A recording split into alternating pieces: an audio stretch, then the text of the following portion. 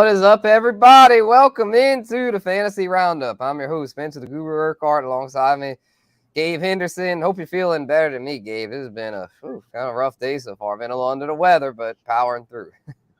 Yeah, we got the Tuesday blues, both figuratively and in the shirts. Just realized we're both wearing blue. Right. Yeah, that's and we gotta pour some out for all these fantasy football injuries, man. Because this week, unfortunately, to me, even more so than week one, was just marred with injuries. Just player after player going down, and then really unfortunate last night with Nick Chubb. Just man, you just hate to see stuff like that. Probably one of the most gruesome injuries I've ever seen on replay. That was tough to watch. Yeah, I haven't even seen the replay. I just saw the still image of the leg twisted, and I was just like, that's don't be retweeting that, folks. It's like if you want to. I don't even know if I'm gonna look that up. That's just tough to see. But anyway, we're here trying to make the best of this crazy fantasy football landscape. So let's get into our headlines here. Just touch on Nick Chubb. He's obviously done for the season. Hopefully not done as far as his career since it was such a bad injury. But we've seen players come back from tough injuries before. These running backs, they make miraculous recoveries. So we wish Nick Chubb nothing but the best. But Jerome Ford now takes over the Cleveland backfield, but could be signing someone or trading for someone. So don't anoint Jerome Ford just yet as an RB1, but he impressed while filling in for Chubb. So he'll definitely be at least somewhat involved moving forward. Saquon Barkley, David Montgomery expected to miss time. Saquon's injury, I think, a little more severe with an ankle sprain. He's probably going to miss at least 2 to 3 weeks. Montgomery listed as day-to-day, although he himself came out and said that he's probably going to miss a couple weeks. So monitor those running backs as well. Jalen Waddle, Amon-Ra St. Brown, Brandon Ayuk, receivers banged up as well, all questionable for this week. Waddle, concussion, Amon-Ra, turf toe, which it appears to be a turf toe. They say cramps, but shout out to Fantasy Docs on Instagram. He broke down the injury further and thinks that it could be the dreaded turf toe for Amon-Ra. So he might be out a few weeks there. Hopefully not, but we saw that he broke down the video and he's a doctor. So he's I'm going to have to take his word on that, but shouldn't be a super major injury though. And then Ayuk Thursday night, didn't sound like his injury was that bad, but a quick turnaround could cause him to miss the Thursday night game there against the New York Giants. Joe Burrow, also questionable, re-aggravated the calf injury, and sucks for him because it's a Monday Night Football contest against the Rams. And when we get to our waiver wire segment, I got a pivot plan for you Joe Burrow managers. And then as far as the Rams, they're also out here fielding trade offers for Cam Akers, who was a surprising healthy scratch in week 2 as they attempt to trade him away. And then they definitely didn't look foolish in that assessment because Kyron Williams went off. He had the second most points by a running back. Only Christian McCaffrey had more. Yeah, if you had Kyron Williams being your RB2 on your bingo board, then you're the lucky winner because I don't think anyone else had that. Yeah, no, I mean, even with Akers, I was like, yeah, he'll probably do better. But yeah, didn't expect him to go off like that. I'll probably be sniffling. I'll show you. I'll just bear with me, please.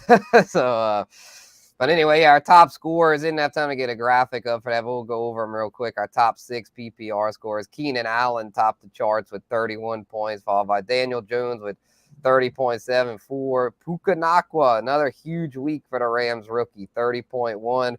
Mike Evans, another big week, 29.1. Brian Robinson, huge game, 28.9. And him and T. Higgins tied for 5th there. Higgins also at 28.9, a huge shake back after last week's donuts. So, yeah, had some good performances there. But unfortunately, a lot of injuries. Before we get to the injuries, though, Gabe, I'd like to touch on the Cam Akers thing because he's a fairly big name on the trade block this early in the season. And just wondering who are some teams that could potentially trade for him. Obviously, the Browns are going to be in the mix with Nick Chubb injured because I think they're going to for sure want to compliment to Jerome Ford. They brought in Kareem Hunt today, so they might just go to safe route and bring in a familiar face. But to me, if they want upside might as well go for Cam Akers because he's younger, fresher, and him and Jerome Ford could end up a dangerous backfield duo.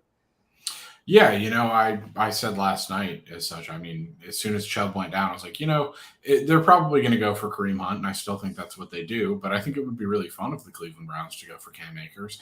But we talked about it before we went live. There's not a ton of options. He could fit in here, he could fit in there. I mean, we look at Miami and Indy. Indy will be getting Jonathan Taylor back. Raheem Mostert went off for Miami last week. So, I mean, maybe Minnesota. I'm not Madison sure. didn't look good. So No, yeah, he that's didn't. a But potential option. Yeah, they've got two young guys behind him who are touted as two really good young prospects. So I don't know. It's intriguing. I feel like Cam Akers is one of those guys we really haven't seen all that much from. The hype around him has been better than the product he's put on the field. He has had a few good games, but I don't know. It's an intriguing situation for sure. Right. Yeah, we'll probably know this week where he gets traded to because it's looking more and more likely that he gets dealt, especially now that Kyron Williams has established himself as Rams RB1. So No Limit, shout out to No Limit for tuning in, has a question for us. All right, Burrow QB1, Aaron Jones RB1, Swift RB2, Adams WR1, Diggs WR2. Nice receiving core. Hawkinson tight end, that's good. Puka, okay, very strong. Godwin also in the mix. Yep. Should I trade Adams or Diggs for Jamar Chase straight up for Burrow and Chase stack? I would trade not Diggs, but I would trade Adams because I know Adams had a good week this week, but that was without Jacoby Myers. Week 1, Jacoby Myers was Jimmy Garoppolo's go-to. Plus, the Raiders are a terrible offense. I think the Burrow Chase stack will end up strong still. I know it's off to a rocky start, but I would do that. I wouldn't do Diggs, though, because that Bills offense is still among the best in the league with Josh I don't Allen. think I would touch either personally. I think I would look to strengthen my running back position over that because here's yeah, that's true. Yeah, he's a little weak at running back there. Yeah. Aaron Jones questionable with the ankle or the hamstring. Swift, I know he had the big week this week, but can we really rely on that? I don't know. So that's a good point. And if Burrow's out, I mean, Chase is still going to get his, but he's not going to be as good as Adams or Diggs, I think, if Burrow misses time. For sure. Yeah, Burrow, yeah, we'll get to him here in a little bit with the injury update, but yeah, I wanted to answer that question there. So I would do Adams, but Gabe's saying stand pat. But I'd strengthen the running back position, if anything. Heard that. Maybe get rid of Godwin. Get a better running back in. Yeah. Hank Trill, what up, man? Appreciate you tuning in, bro. Latino Heat in the Listener League. He I think he lost this week, but it's still one of our loyal listeners. And we're gonna go over to Listener League here in just a little bit. Chris, thanks for tuning in. Says I'm new here. Well, welcome in, Chris. We're live every Tuesday at 4:00. So for all your fantasy football needs, we're the place to be. And Kevin O'Quinn, who dat? Yes, indeed. Saints 2-0, y'all. Saints 2-0. First time since 2013, in a decade since the Saints started 2-0. So we'll see how it goes. But 2-0 nonetheless. Yeah, I mean, I guess when you have a team that's built on defense and just weak on the offensive line, it's hard to really get much going offensively consistently, which, I mean, Derek Carr hadn't been the best, but, I mean, in his defense, the pass pro has been hot garbage, so can't blame him too much. Yeah, you know what, though, Spencer? If I were to tell you that at worst the Saints would be 2-1 when Kamara comes back, I'm pretty sure you'd take that. Oh, definitely. And if he told me that Trevor Penning would have shown hardly any growth from last year, I'd be like, I don't know how we got 2-1, but I'll take it. Yeah. So, yeah, so now you got to win them ugly. A win's a win, as they say. So, speaking of ugly, let's get this injury report out the way because, boy, it was ugly there, piling up here. And just so tough to navigate the fantasy football landscape, especially if you're in deeper leagues like our listener leagues, 12 teams. I mean, I got Nick Chubb in that thing. So, it's like, man, I'm kind of up against it. Thankfully, I got some good depth. But if it wasn't for that, I'd be really, really screwed there. But, and yes, Chris, there's very much truth to that. Shout out to Fantasy Docs over on Instagram. He broke it down. It sounds like it is indeed a turf toe for Amon-Ra, so expect him to be out at least a week or two. Hopefully he recovers quick, but we know how turf toes go. And his Hunt, I hope Hunt gets a big workload wherever he goes. If he goes to Cleveland, he might. But Jerome Ford did good, so I don't think he's getting a big workload. Yeah, I wouldn't be surprised if Ford was the go-to guy. Right. I'd probably still keep him just in case, but I wouldn't expect a whole lot. He'd be just decent depth. So we'll see. Excuse me, where he ends up signing. So yeah, let's get into the injury report here though. Yeah, Nick Chubb. We discussed the Browns, what they might do at running back. We'll have more on Jerome Ford in the waiver wire segment because yeah, he looked the part. He definitely looked the part. And this Joe Burrow thing though is kind of concerning. That he re-aggravated the same calf injury. And I don't want to sound ominous here, but remember Aaron Rodgers this offseason was dealing with a calf.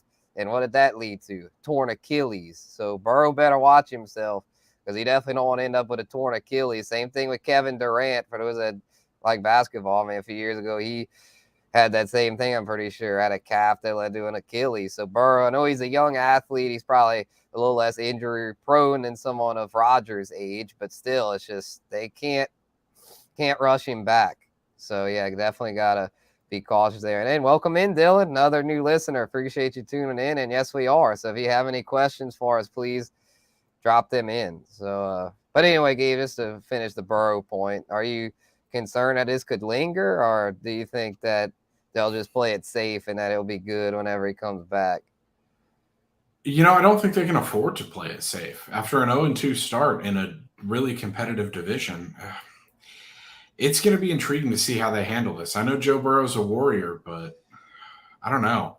They're not in a good spot. It's a tough question to answer without knowing the severity of it, but it sounds like they'll probably keep him out again. And if Joe Burrow doesn't play, I think they lose to the Rams on Monday night. And then they drop to 0-3, which is really, really tough. Yeah, and then it gets, if you get off to a super bad start, does it get to the point to where, I don't want to sound negative here, but if you're out of contention after like 6 weeks or something, do you end up then just be like, all right, well, we're shutting him down at that point. So I don't think it's going to come to that though, because like you said, Gabe, Joe Burrow is a warrior. I think he'll find a way to persevere. So I'm not giving up on him yet. I've got him in a few leagues. Definitely hold tight there and then hope he recovers, which I think he might miss this week.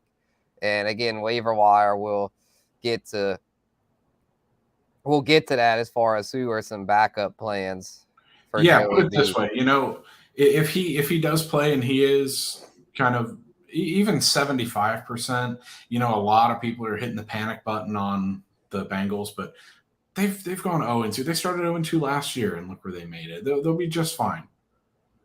Yeah, for sure. Yeah, I think they'll be okay. And then Ethan, let's see. Ethan, I think, has a question here. Trying to improve his team as A-Rich, Pollard, Saquon, Ridley, Amari Cooper, Ingram, Puka on the bench. Oh, Puka's his flex. And on the bench, Javonte, Watson, Brandon Cooks, Tank Bigsby, Kadarius Toney. I like your starting lineup, but yeah, with Richardson and Watson, might want to maybe look into upgrading your QB. They're all right, though. Pollard, Saquon, yeah, could have some running back depth issues. Receiving core looks really good, though. Ridley, Amari, Puka, I like that.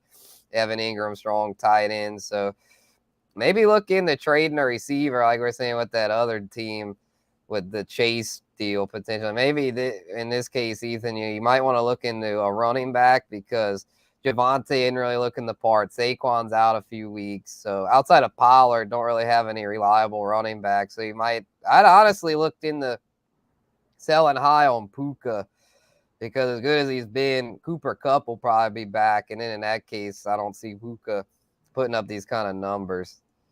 Yeah, I completely agree with Spencer here. Nice. We got more here. Dylan's got one. His 12 team he's got another A-Rich team with Geno waiting on a QB. I can respect it. Pollard, James Cook, Khalil Herbert, Mostert, Spears. That's a good backfield. Very good backfield. Diggs, MT, Hopkins, Hollywood. A little light at receiver, but still pretty solid. Andrews likely. Damn, your team looks for a 12 team. That's really good. Considering selling high, Mostert and Hollywood with better receiver depth. Yeah, that's good thinking. I definitely consider selling high there on Mostert because I don't see him putting up those kind of numbers consistently. He's not going to be a 100-yard rusher each week. And with the way Miami, when Jeff Wilson comes back, it's going to be probably a committee again. And plus Mostert is super injury prone. I would trade Mostert for Ayuk, yeah. If I were you. Absolutely. Yeah, that'd be a great deal. While Mostert, he is good. Miami showed us last year that with these guys in the backfield, it's going to be by committee. And Mostert in his career has not been able to stay on the field. And at 30 years old, it's not sustainable.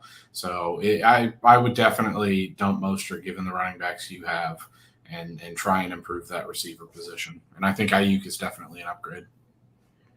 Yeah, for sure. For sure. And okay, yeah, we got to that. Figure report. How's it going? Would you trade Rachaad White for Tyler Lockett? I have CMC, Mostert, and Brian Robinson as my RBs. Depends if you need a receiver, then yeah. But Rachaad White's looking good. He's a clear workhorse there. I'd offer Mostert instead. I'd keep Rachaad White. I'd offer up Mostert because Rachaad White's someone that I think could end up a workhorse as opposed to Mostert. That Miami backfield usually always ends up a committee. Definitely. Let's see. Gabriel, what's up? Yeah, we'll get in the waiver wire here in a little bit. Would you pick up Jerome Ford losing first pick as first waiver wire, having Henry, Connor, Herbert, Dylan, Kelly, and if so, start him over Connor? Yeah. I wouldn't start him over Connor. First pick, though, waiver wire? Hell yeah, I'd take him. But, the matchup, so I think the Browns face Tennessee, so not a good matchup for Jerome Ford. So, yeah, Connor, though, who do the Cardinals get this week? They get Connor's been good to start there. I think he's got. They get Dallas though. Dallas, that's a tough matchup. I'd honestly go Ford unless the Browns sign someone big. Yeah, no, this week I would start him over Connor, but going forward, Connor's been really good to start the year. He's been surprising, and that team honestly has been quite a surprise. There's been a few guys out of that offense who have emerged as weapons. I mean, Zach Ertz.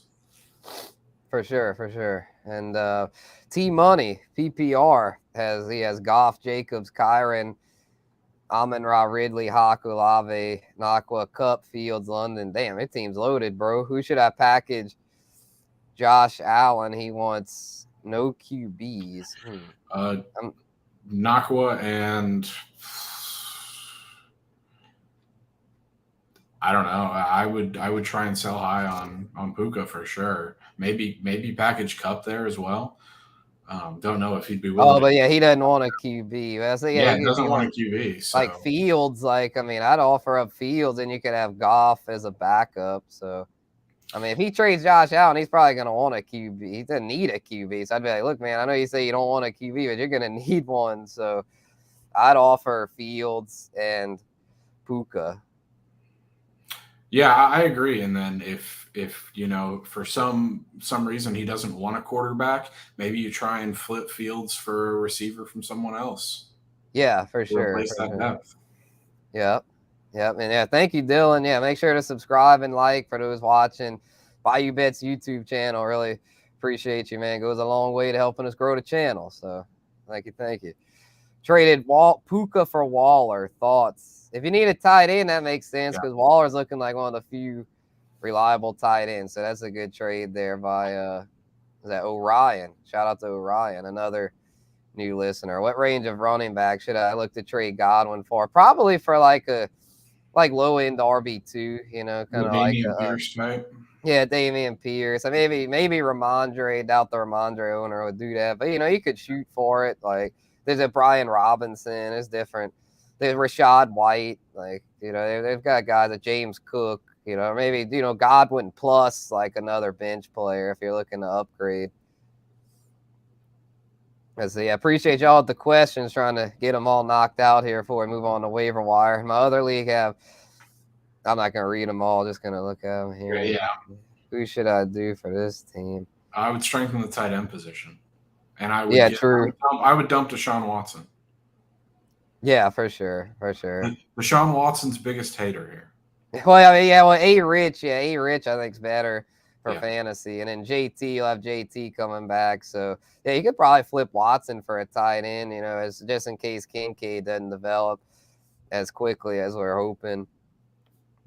If he doesn't want to do straight up, would you do a 2-for-1? Yeah, I do Hollywood and Mostert because I think Ayuk's a difference maker, as we saw in week 1. Great. So flex Connor, Pittman, or Godwin. Man, Pittman's been playing so good lately.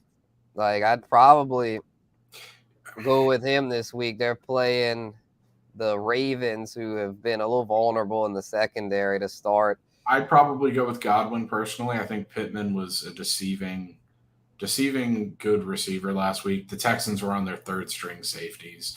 I mean, they were pulling guys off the practice squad to start, so it was a mess, especially with the change of quarterback.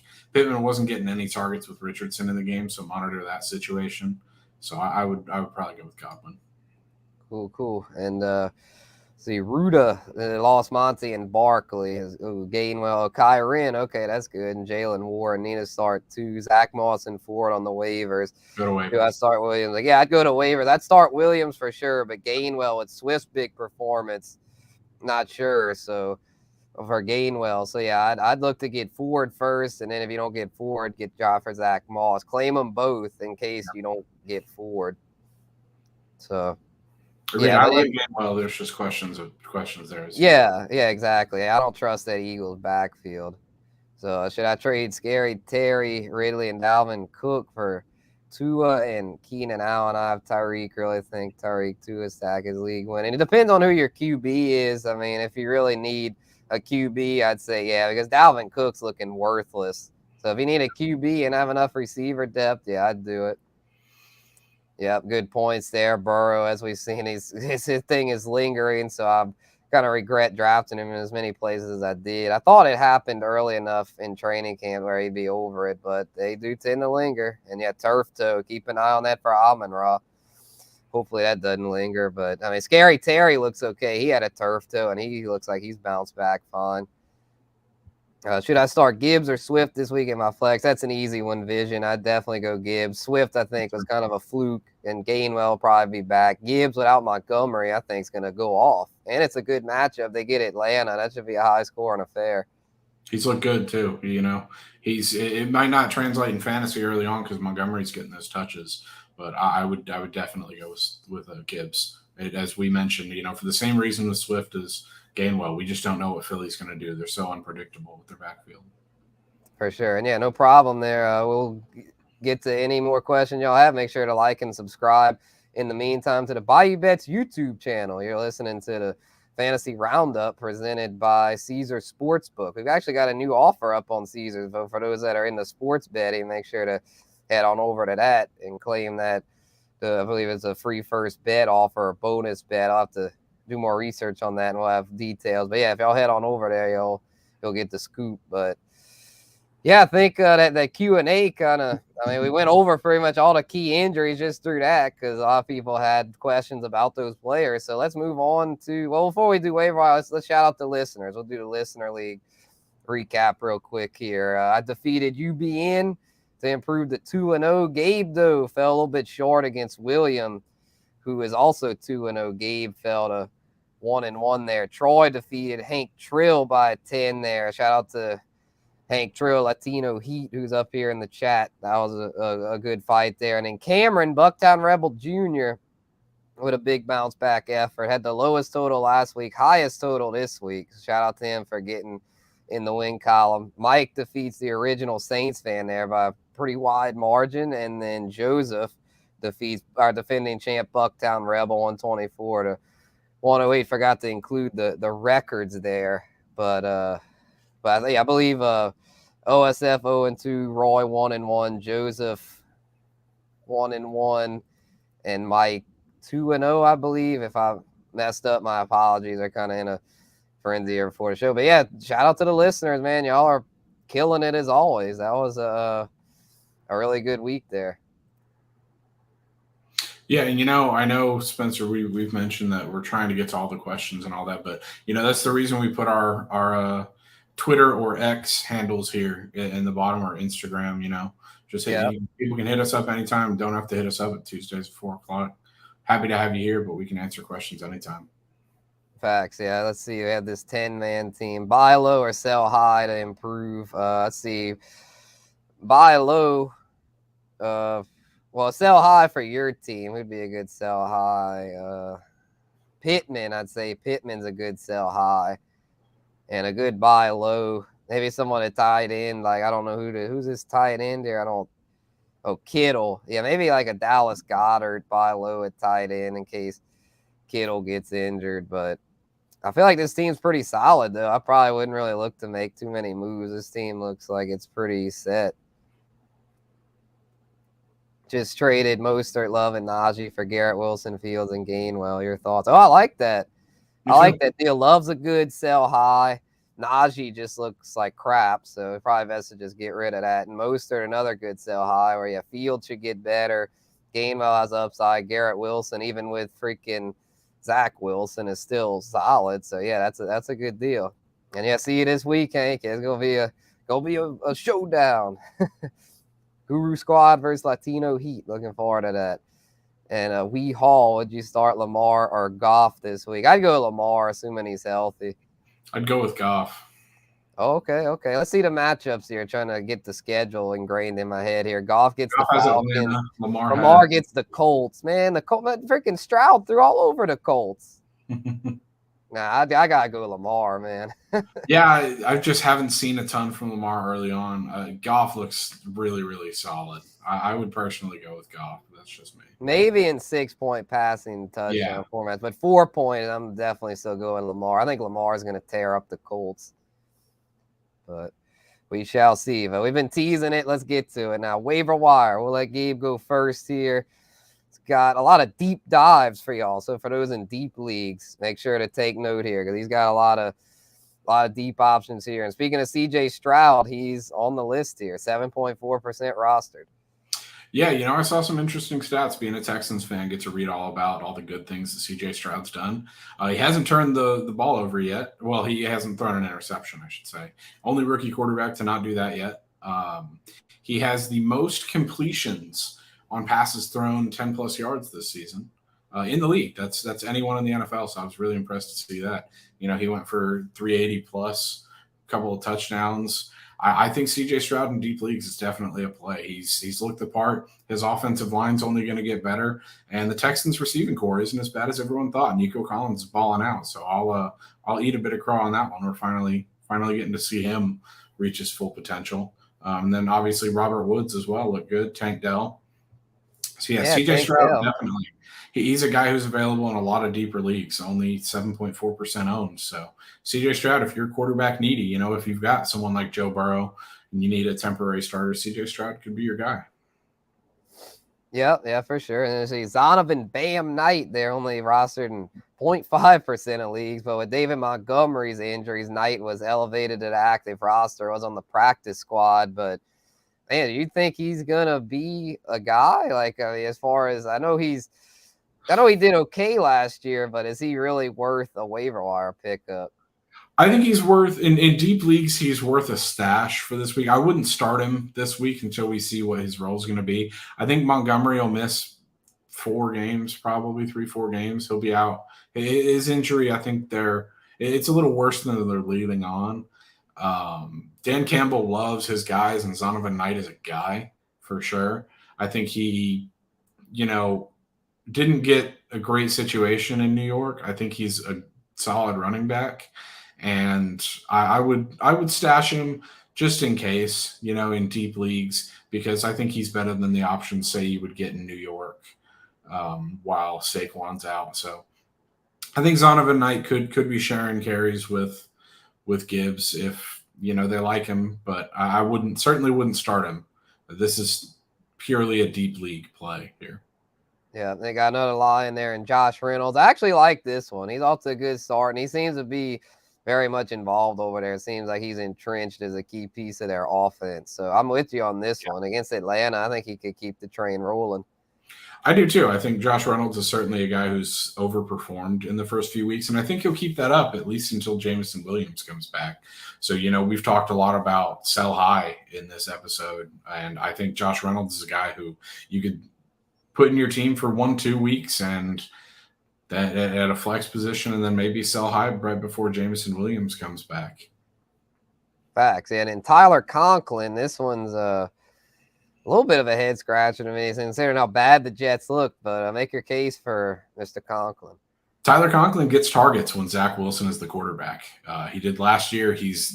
Last week he got a lot of targets. So, if obviously tight end is a really hit or miss position, but if you're looking for a guy who gets a fair amount of targets, he probably won't score many touchdowns. The Jets aren't going to really find their way into the red zone unless they're running the ball better or big plays with Garrett Wilson. But Tyler Conklin's a guy who in PPR, full point PPR leagues, could have some value going forward.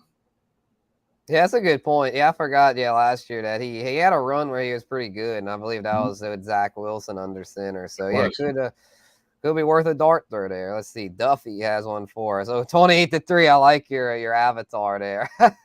Got offered Derrick Henry and Akers for Puka, Rashad White, and DJ Moore. Should I do it with Flowers and London on the bench? That's a tough one. So I'm guessing they're wanting to trade him Henry and Akers. We don't know what Akers is going to be. Yeah. Puka, I don't think I'd do that, honestly, because Rashad White theoretically could be, I'm not saying he's going to be better than Henry, but if he's a workhorse, he could put up pretty similar numbers in a PPR, and then you're trading Puka and DJ Moore for Akers. Nah, that's not worth it. Yeah, I agree. So, yeah, they'll definitely try to counter there, get more compensation. So, going with my waiver wire pickups here. And so, for those that have Joe Burrow, here's your solution. Matthew Stafford plays the same night this week, Monday Night Football. If you have Burrow and you want to start him, you can wait all the way till Monday. And if he doesn't go, well, start Stafford. And even if Burrow does go, if you're feeling like he's not going to be 100%, you can still start Stafford because Matthew Stafford is throwing for 300-plus yards 2 weeks in a row, and Sean McVay seems to have that offense back on track, even without Cooper Kupp. I was really down on Stafford heading into the season, but so far he's proved me wrong. So I got to give credit where credit's due. Grab Matthew Stafford if you need a QB this week. And I mean, really the only people that would be looking for a QB would probably be the Burrow people. So go ahead and do that there if you got Burrow, or if you just need a backup to prevent the Burrow owner from doing that. So Jerome Ford, though, most obvious one right here. It's a low-hanging fruit, but you got to do it. Even if the Browns sign Kareem Hunt or Cam Akers gets traded there. Like we mentioned earlier, Jerome Ford just looks so good filling in for Nick Chubb, and it's a run-heavy offense. Deshaun Watson not looking like the guy they paid him to be, so they're going to still be running it a ton. And so Jerome Ford there, 9.5%, go get him. If you're in a fab league, you might as well just spend your entire budget on Jerome Ford. He's the true difference maker. I hope I can get him. I hope he's available in my $100 all-in league, because last week I didn't get anyone I wanted. Freaking Puka, someone spent their whole budget on Puka. Shout out to the GMM network over in that league. But yeah, I need to get something going there. I'm 0-2, so hopefully if Jerome Ford's there, I'll just spend the whole fab budget, because I think he could be a true difference maker. And got Rashid Shaheed there, 25% roster. There weren't any Puka is obviously now no longer a waiver wire guy, so there just weren't as many options. And maybe like Tank Dell was interesting. I thought a good thing with Shaheed, he's a clear deep threat for Derek Carr, even though he's not going to get quite as many targets as Thomas and Olave. When he does get targeted, they mean something. Like, they're pretty deep targets. His A-dot is very strong, and that plays a big part in fantasy as far as piling up yards. Look at Tyler Lockett over the years. He's a A-dot guy. Everyone's like, oh, he's going to regress because it's just, there's no way he can do that. But, I mean, he's shown it's possible to be a consistent deep threat, and so far Shaheed has been just that. So I'll bank on it continuing. And then Hayden Hurst this week. I know you had him last week, Gabe. I really like him this week, though, because he gets the Seahawks, who stink against tight ends. So I'm thinking Hayden Hurst. You started him last week, and he's disappointed. Give him another chance, but he's still out there in almost 80% of leagues. So go get him if you need a tight end. Yeah, for sure. I mean, obviously, I like all of these guys. I tried to go a little bit deeper. I know we discussed that before the show. One of us go deep, one of us, just the good picks. But even then, I like some of the guys that you mentioned that weren't on here as well. Tank Dell. I noticed neither of us mentioned Matt Breida, and I think that's probably a smart thing. I don't mess with away that. from Breida in the New York backfield. Yeah, it's bad. Even without Saquon, Yeah. don't mess with that. Yeah, exactly. But Shaheed's a guy that I have in my main league. He's a guy I picked up last week and a guy I'm sticking with. Unfortunately, a Browns fan in my league picked up Jerome Ford last week, so he won't be available. But Gotcha. Yeah, I have to do my waiver wire searches tonight. Hopefully, get a lot of Jerome Ford. But yeah, as I said, in 5 leagues, don't be scared, because if you're scared and don't bid a lot, you're not getting him. So this is a golden opportunity with Jerome Ford. That's why after week 1, I was like, man, I'm not going to spend too crazy in week 1, because you never know when something like this might come up. And normally I say wait till like week 6, 7, 8. But in this case, I just say screw it and just go ahead and spend up. Let's see. Cameron, how's it going, Cameron? 14 team, full PPR. Not going to read all these names, just going to scan them here. It's pretty good for a 14 teamer. That's got a lot of depth there. And he's asking, should he drop Zay Jones for Josh Reynolds? no.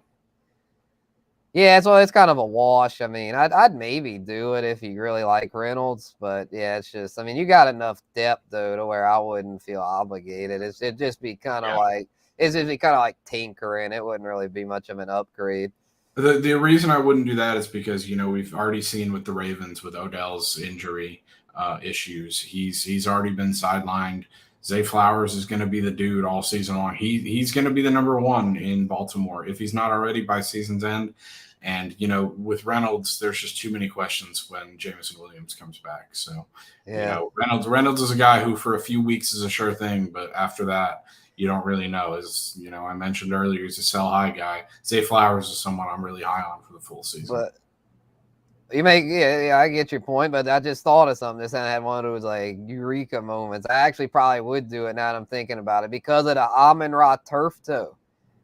The Amon-Ra turf toe, that could linger, and then in that case, who's going to be the top target? Josh Reynolds. And then even when Jameson comes back, if this Amon-Ra turf toe lingers, I think I'd do it, actually, now that I'm thinking about it. Because Zay Jones, Ridley and Kirk are ahead of him.